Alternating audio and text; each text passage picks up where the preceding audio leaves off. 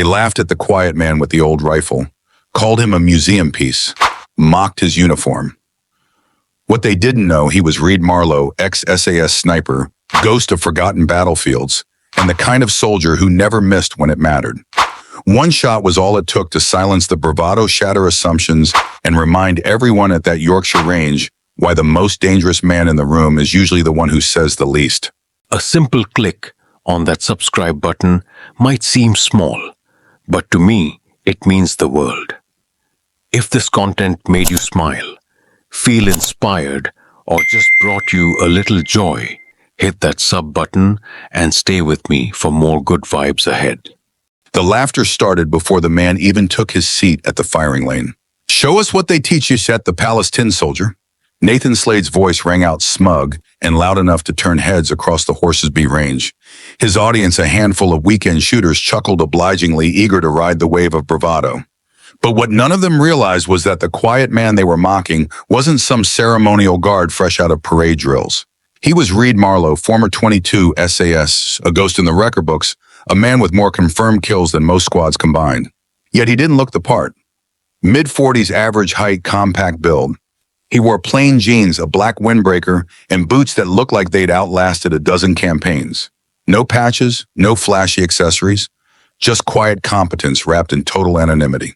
When he stepped out of his gray Honda, it was with the casualness of a man buying milk, not someone who had once survived firefights in places where maps ended.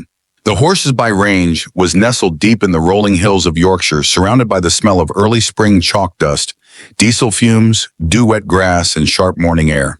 It wasn't a place for tourists or flashy shooters. It was where real marksmen came to focus, test themselves, and measure progress by steel impact, not social media likes. Reid walked past the clubhouse, signed in with a nod, and claimed lane 8. No fuss, no announcement. While others were unpacking rifles with carbon fiber stocks and advanced optics, Reid laid out a canvas rifle wrap that looked like it had seen Afghanistan, Iraq, and probably a few places never officially acknowledged. What he unwrapped made a few shooters glance sideways. An L42A1, a cold, precise relic of British marksmanship, a bolt-action rifle that had helped win wars before most of these shooters were born. As others prepped with the jittery enthusiasm of hobbyists, Reid simply poured tea from a dented thermos, sipped, and watched the flags downrange flutter in the breeze. He didn't speak. He didn't even touch the rifle again. And that silence made people nervous, especially Nathan Slade. Slade, for his part, had arrived like he was hosting a gun show. He rolled up in a blacked-out SUV and unzipped a rifle case that could have passed for a grand piano. His rifle was a spectacle, matte black oversized scope bipod suppressor, the works. It screamed precision engineering, intimidation, and ego. He called out wind corrections like a live stream, cycled his bolt with theatrical flair, and talked loudly about real-world ops, though no one had ever seen him serve. Right then, lads, he boomed, drawing attention from nearby benches. Time to show these weekend warriors what fieldcraft really looks like.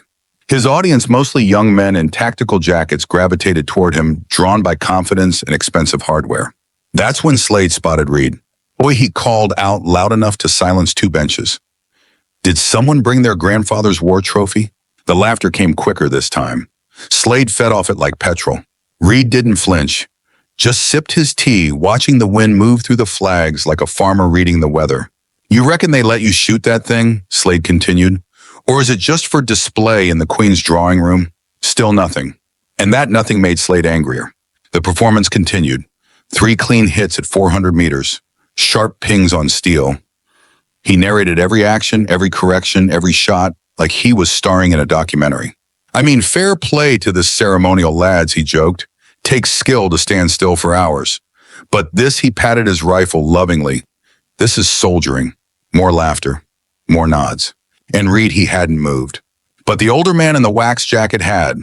He'd packed up his own kit and was watching the exchange now with quiet intensity. Not worried, not shocked, just waiting. Because he knew the pattern, loud men mocking quiet professionals, and how those stories always ended. After another showy cluster at 500 meters, Slade finally turned toward lane 8, arms folded, grin wide. "All right then, Buckingham," he called. "You've been soaking in all this instruction. How about a demonstration?" For the first time since he'd arrived, Reid looked up. Not irritated, not embarrassed, Just mildly curious. I'm not here to compete, he said, voice low but firm, impossible to ignore. Oh, don't be modest, Slade replied, waving his hand like a stage magician inviting an audience member up. One shot, same range I've been shooting. Let's see if that antique still works. Reid didn't answer, just turned back toward the flags. The crowd began to shift. Some were losing interest, others fidgeting. The buzz was fading. Slade could feel it, and he couldn't stand it. I'll even let you use my scope, he jabbed louder now. Don't want you missing with your WWI irons. That's when the veteran in the waxed coat moved closer, positioning himself between the two men. His stance was casual, but there was tension in it, like a man stepping to the edge of something important. Slade pushed again. Come on, even guardsmen must have done some basic rifle training. And that's when Reid moved. Not in anger, not to argue, but with that precise, unhurried economy of someone who'd done this too many times to count. He stood, checked the chamber, stepped toward the firing line. One shot, he said, iron sights, 700 meters. The range went silent. The officer called out 700-meter steel silhouette active. Reid didn't answer. He went prone like water flowing downhill. No wasted motion, no hesitation. His breathing was so calm it looked artificial. Slade leaned forward, smirking. Can't even see the bloody target without optics. But the veteran wasn't smiling. He'd seen that posture before, and he knew exactly what was coming. The countryside was quiet enough to hear breath. Reid's cheek touched the wood of the old L-42A1 like it was something sacred. He adjusted nothing. No scope clicks, no reticles, just wind instinct and memory. He exhaled slowly, a motion so practiced it might as well have been a ritual. Then with a squeeze that didn't even seem to move his finger, he pulled the trigger. The crack of the shot wasn't loud, but it was final. Half a second later, the sound of steel rang out from the distance, a high, unmistakable ping that cut through the morning air like a church bell. Dead center. For a moment, the entire range forgot how to breathe. Even the wind held still, as though afraid to disrespect what had just happened. The range officer blinked twice, then raised his binoculars. Direct hit, he said. Center mass, 700 meters, iron sights. Nobody cheered. Nobody clapped. They just stared. Reid stood up, cleared his rifle, and returned to his bench like it was nothing more than a Sunday ritual. He poured more tea, sipped, and resumed watching the flags as if the entire event had never happened. Slade hadn't moved, his mouth slightly open, rifle limp in his arms. The air around him had shifted. Gone was the spotlight. Gone was the crowd. Even the younger shooters had turned away, looking instead toward Reid with expressions caught somewhere between awe and apology. And then from the far side of the firing line, the old veteran finally stepped forward. He didn't raise his voice. He didn't have to. Reid Marlow, he said, nodding at the quiet man with the teacup. 2-2 SAS, recce troop, 4 tours, more confirmed kills than most squadrons combined. The silence deepened. That shot you just saw, the old man added, that was him taking it easy. The mood at the range was no longer casual. Slade's performance had vanished like fog under sunlight. His expensive rifle, once a centerpiece, now looked like a costume next to Reid's worn steel and wood. The silence was thick, reflective. No more jokes, no more chuckles. The kind of stillness that came not from discomfort, but from respect. Reid didn't bask in it. He didn't even seem to notice it. He simply cleaned the bolt of his L-42, wiped it down with a cloth that had clearly seen decades of use, and continued sipping his tea. One of the younger shooters, no older than 20, finally worked up the courage to approach. Sir, he said, hesitantly, would you mind if I asked you something about the rifle? Reid looked up, not unkindly, just measured. What about it? It's the L-42, right? I've read about it. It's from the 70s. I've never seen one in action before. The young man's tone held none of the earlier mockery, only genuine interest. How do you range with iron sights at that distance? Reid considered. You don't range, he said. You know, when distance drop, it's muscle memory. Like driving, you don't think about the pedals, you just move. He paused a beat, then added, helps when the consequences of missing are a bit more final than a missed target. The implication was clear. This wasn't about competition. It was about surviving. More shooters gathered near, slowly drawn by the gravity of quiet competence. Not fame, not theatrics, just the kind of respect earned only in silence over time with results. Mind me asking what unit, sir? One older gentleman said, his jacket bearing a dozen rifle club patches. 22, SAS, Reid replied simply. Recce troop mostly. Some other things that aren't worth discussing. The crowd nodded. They understood what some other things meant even without the details. Standing at the edge, Slade said nothing.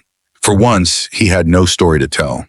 Eventually, Slade stepped forward, his earlier swagger completely gone. I didn't know about your background, he said, voice much lower now. No reason you should have, Reid replied evenly, not dismissive but firm. Just facts. Slade hesitated. What I said earlier, about the palace guards, about the museum piece, that was out of line. Reid gave a slight nod. You saw the uniform, drew conclusions, happens all the time.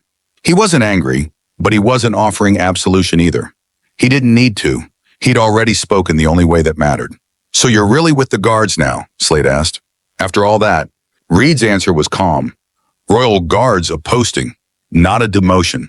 Most of us rotate in from active service, infantry, paras, marines, special forces. Ceremony is just what the public sees. But the job underneath, that's still soldiering. The older veteran Henderson added quietly, people think it's all standing still for tourists. Don't realize every man on that line is vetted, trained, and armed to protect heads of state. Reid gave a small nod of agreement. You don't get posted to Buckingham by looking sharp. You get there by being someone they trust with live ammo. Inches from the monarch. The realization hit the crowd like a second shot. The ceremonial uniforms, the stillness, the stoicism, it wasn't for show. It was discipline. It was experience. It was lethal calm disguised in pageantry. And suddenly the jokes about tin soldiers didn't seem quite so funny anymore. The afternoon air settled thick with understanding. Reid didn't move much. He didn't need to. His presence had shifted from invisible to immovable. Not because he demanded it, but because everyone now knew who and what he was. A few shooters had wandered back to their benches quieter now. Their gear, once sources of pride and performance, suddenly looked like toys next to the aged elegance of the L-42A1. They'd come for sport, but they were leaving with an education. One young man, barely more than a boy, really stood off to the side, watching Reid with wide eyes. He approached slowly like someone walking up to a war monument. Sir, he said, quietly, my grandfather was Tupera. Always said the loudest soldier in the room usually isn't the most dangerous one. Reid finally smiled, barely but enough. Your grandfather was a smart man. The young lad nodded, then asked, when you're guarding the palace, are you really carrying a loaded weapon? Yes, Reid replied. Loaded, live, trained, ready, same as any combat post. The uniform might change, but the mission never does. He let the words hang there. Not to intimidate, just to clarify. Guard duty was never just for show. It was defense under the weight of history, expectation, and security. A few more shooters, emboldened by the younger man, stepped closer. They didn't talk much, just observed, studied the L-42A1 like it was a museum piece come alive. One asked a question about barrel harmonics, another about wind drift compensation. Reid answered each patiently, succinctly. What had started as a mockery had become a masterclass. And Slade, he stood off to the side now, cleaning his expensive rifle with forced focus. His hands moved through the familiar motions, but his eyes weren't on the weapon. They were on Reid, on the man who'd taught an entire range the difference between looking like a shooter and being one. Reid took his time packing up. Every piece of gear was returned to its place with care, not ritual. The canvas rifle wrap folded like a well-worn letter. The tea thermos was rinse-capped and slid into his pack. No rush, no ceremony. Just the practiced actions of someone who'd learned through experience that rushing got people killed. As he walked toward his car, the gravel crunched beneath his boots with the same rhythm as when he'd arrived. Unbothered, focused, steady. Behind him, the range had grown strangely calm. Not silent from intimidation, but quiet like a classroom after a real lesson. One that reshapes how you think, not just what you know. He reached the boot of his car and placed the rifle case inside with the same gentle precision he'd shown on the firing line. Just as he was about to close it, footsteps approached from behind. It was the young man again. I just wanted to say thanks, he said, voice honest. For everything. That shot. The way you carry yourself. I've never seen anything like it. Reid nodded, his eyes softening. No need to thank me. Just remember, stillness doesn't mean weakness, and uniforms don't always tell the full story. I will, sir, the young man said, then added, it's strange. I feel like I saw something I wasn't supposed to. Reid gave him a sideways glance. Maybe you did. Then he shut the boot. Across the lot, Henderson stood smoking by the ranged office. He gave a knowing nod. A few other shooters, older, more experienced, stood nearby, not speaking, just watching Reid as he prepared to leave. Not out of curiosity, out of respect. Only Slade remained by his bench, still methodically swabbing the bore of a rifle that suddenly felt too heavy and too complicated. As Reid moved toward the driver's door, Henderson strolled over, slow and deliberate, as if the moment demanded a certain gravity. "Reid," he said, when they were close enough to speak quietly. "That was good shooting today." "Thanks, Mac," Reid replied. Henderson took a final drag from his cigarette, then flicked it away. "Been coming to this range 15 years. Seen all kinds. Weekend warriors, ex-service tactical cosplay. But I've never seen a shot land like that, not just on the target, I mean on the people." Reid leaned against the car. "Wasn't trying to prove anything. Just took the shot." "Bollocks," Henderson said with a half smile. "You taught them more in one pull of the trigger than their YouTube channels have in a year." Reid shrugged. "Maybe it'll make them think twice next time before judging someone by their boots or buttons." "Let's hope so." They shook hands, firm, professional, no showmanship, just mutual understanding between men who'd been where others only pretended to go. As Reid got into the car and started the engine, he caught a glimpse of the crowd still lingering behind him. Some were talking quietly with Henderson, who gestured toward the distant steel targets, likely explaining just how absurd that shot had been. And in that moment, Reid knew today hadn't just been about pride or vindication. It had been about something much rarer: perspective. As Reid pulled out of the car park, the gravel whispered under his tires. The sun had begun its slow descent behind the Yorkshire hills, casting long shadows across the range. It was the kind of light that softened everything: stone walls, muddy Land Rovers, even the tension that had once thickened the air like gun smoke. Behind him, the crowd was still gathered in loose clusters, but the mood had changed completely. No more bravado, no more mockery, just quiet conversations punctuated by occasional glances in the direction Reid had gone. Slade hadn't followed. He remained by his bench, hunched over the pieces of his high-tech rifle, not cleaning it so much as disassembling his pride. Reid didn't look back. He didn't need to. What needed to be said had already been delivered, not in words, but in the simplicity of a single shot. The country road out of Horseby twisted past farmland and stone fences older than memory. Sheep dotted the pastures. A distant tractor hummed like background music to a life Reid hadn't always known he wanted. The calm felt earned, because he had been in places where peace was not a given, where silence didn't mean safety, where stillness meant either preparation or death. And now, on roads like these, with the rifle resting quietly in the boot, he could finally appreciate the difference. His mind wandered back to the range, to the questions in those young eyes, to the weight of the realization they had all just felt. And though he'd never say it aloud, he was glad it happened. Glad the myth of ceremonial guards had been cracked open for them, not by force but by demonstration. Because sometimes the best education doesn't come with a warning. It comes with witnessing. In a few days' time, Reid would be standing at a gate in London, dressed in full ceremonial uniform, red tunic, bearskin cap, motionless as stone, while tourists posed and laughed, completely unaware. He would stand watch with the same focus he'd had at the range. Because guarding royalty wasn't theater, it was real.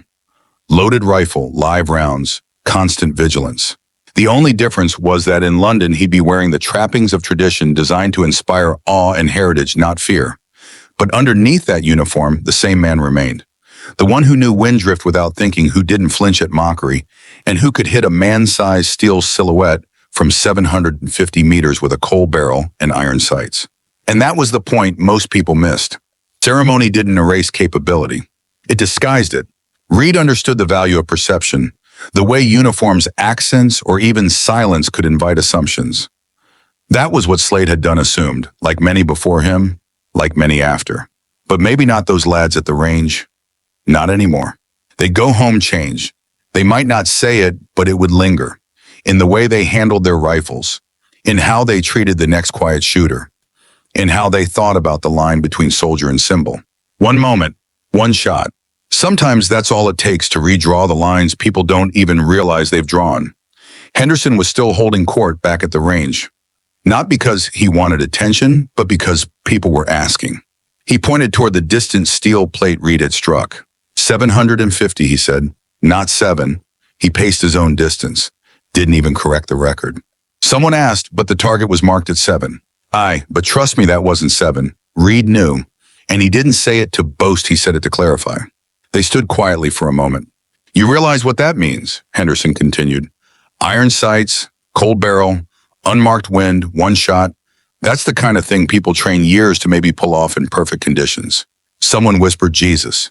Henderson exhaled slowly. Exactly. Back in his car, Reid had already left that conversation behind. He didn't need to hear the praise or know what was said. He understood what mattered. Not reputation, not legend. Standards. And more than that, accountability to the craft, to the training, to the people he might one day need to protect. The rifle wrapped tight in its worn canvas had stories embedded in its scratches and dings. Each one a chapter. Each shot a sentence. And today's shot, that had been punctuation. Final, firm, quiet. Just like the man who took it. The gravel lane wound its way through the countryside like a forgotten thought. Reid let the silence of the drive settle into him. No radio, no distractions, just the hum of tires and the steady rhythm of breath. Behind him, the range faded into memory, but its lessons lingered in other minds, now young shooters who'd come for target practice and left with something heavier. Understanding, perspective, humility. The lesson hadn't been about shooting. It had been about assumptions, about the danger of measuring men by their silence or their age, their uniforms, or the simplicity of their tools. Slade had learned it too, whether he'd admit it or not. He had arrived a performer and left a pupil. No lectures, no shouting, no one-upmanship. Just one shot. Measured. Delivered. Final. Reid didn't take pleasure in the moment, but he respected what it meant. Sometimes people needed to see with their own eyes. Hear the ping of steel. Feel the pause in a crowd that had once been so sure of itself. He thought of the boy who'd asked about the L-42. The quiet reverence in his voice. The way his hand hovered before it touched the rifle, as if it were some holy relic. He'd understood it then, not the rifle's history, but Reid's. And that mattered more than Slade's opinions or YouTube views ever would. London was calling. In just a few days, Reid would be standing again in full regalia, posted at a gate tourists couldn't name. His rifle, another model, yes, but no less real, would be loaded. His stance would be perfect, his expression unreadable. People would laugh, pose, shout things for reactions. Children would point. Some adults would sneer. And Reid would stand there still as the stone beneath his boots. They'd see the uniform, not the man. And that was exactly as it should be. He wasn't there to impress them. He was there to protect something bigger than himself, heritage, tradition, safety. And the knowledge that behind the pageantry stood professionals with stories no one needed to hear. He liked it that way. Let them think he was decoration. Let them wonder if the rifle was even real. Let them mock. Because Reid knew what silence bought you. Silence meant control. Stillness meant readiness. And assumptions, well, assumptions were invitations. Invitations to be wrong. The road dipped as the last rays of sun painted the fields gold. Reid's hands rested calmly on the wheel.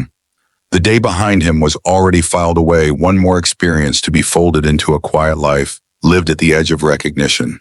But back at Horsesby, the ripples hadn't stopped. Henderson stood by the clubhouse, surrounded by a small group of marksmen, asking questions they hadn't thought to ask that morning. Some wanted technical answers. Others wanted insight. Most just wanted to know what kind of man did what they'd seen that day and how. He told them what they needed, not what they expected. He gestured toward the range and said, "What you saw wasn't a lucky shot.